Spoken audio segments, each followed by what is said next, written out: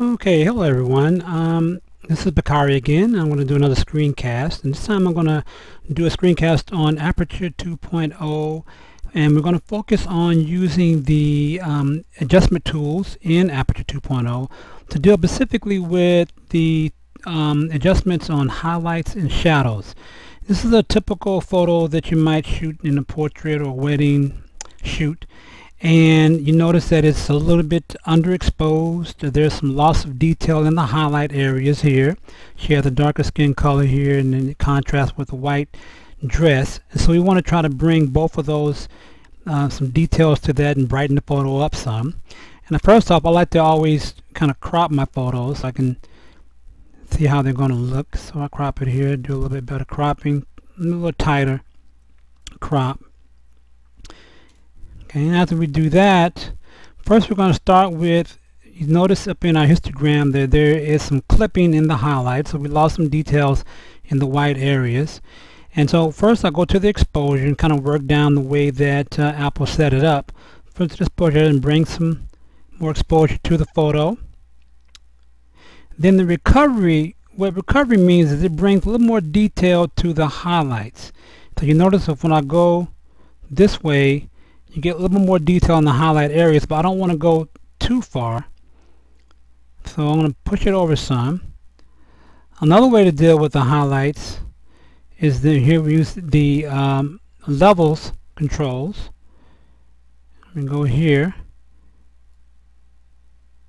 And this right here is this right here is dealing with the highlight areas. This is dealing with the black areas of the photo. So we can move that some.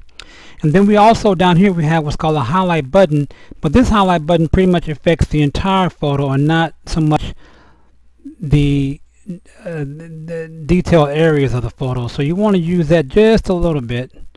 And this one brings out the shadows, so the darker areas we can bring up the shadows using this one. We can do the same thing using the black points to bring out the black areas in the photo, or the shadow areas in the photo as well. Okay, and lastly, I have a preset for the contrast and definition areas, and what those do is they just bring a little more detail in the skin tones. So a little more definition there, a little more vibrancy. Okay, and we might want to warm it up just a tad, not that much. Okay, I might want to go back down. Bring in more shadows there, and then we want to sharpen it up some. Okay, maybe tone down the black a little bit.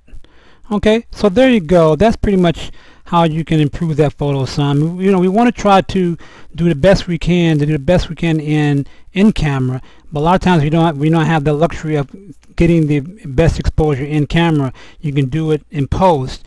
This photo was shot in RAW mode, so I had a little bit more leeway in terms of recapturing the highlights and the dark areas because I shot it in RAW. If I shot it in JPEG, I have a less, opportunity to bring back details in those areas. So that's basically how I do it. This is the before, and this is the after. And in the next screencast, I'm going to take this same photo into Photoshop and show you how to bump up the colors in this photo real quickly as well.